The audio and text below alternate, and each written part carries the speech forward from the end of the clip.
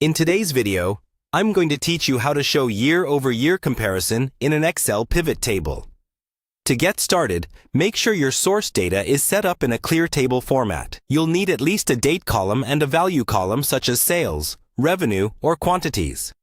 If your dates are stored as text, convert them to proper dates first. Otherwise, Excel won't group them correctly by year. Once your data is ready, select any cell inside your dataset and insert a pivot table.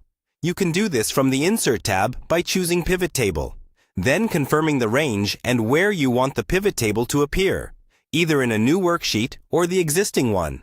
Click OK, and you'll see a blank pivot table layout on the left and the Pivot Table Fields pane on the right. Now, in the field list, drag your date field into the rows area. Excel will usually recognize it as a date and automatically group it. But if it doesn't, right-click on any date in the pivot table, select Group, and then choose Years and, if you like, Months. Click OK. You should now see years and possibly months under each year in your row labels. Next, drag your value field, such as Sales, into the Values area. This will show the total for each year. If you grouped by month as well, you'll see each month broken down within each year, which is very helpful for detailed year-over-year comparisons. To actually show the year-over-year difference, we'll add a second instance of the same value field. Drag the same value field again into the Values area, so it appears twice in the list. The first one will stay as your base value. For the second one, click the small drop-down arrow beside its name.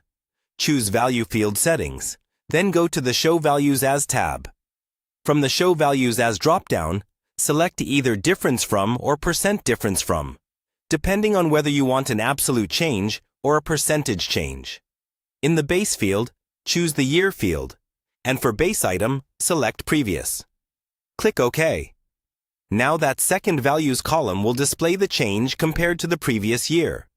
You can clean things up by renaming your fields directly in the pivot table header to something like Sales and Sales %, and you can format the numbers as currency or percent to make them easier to read.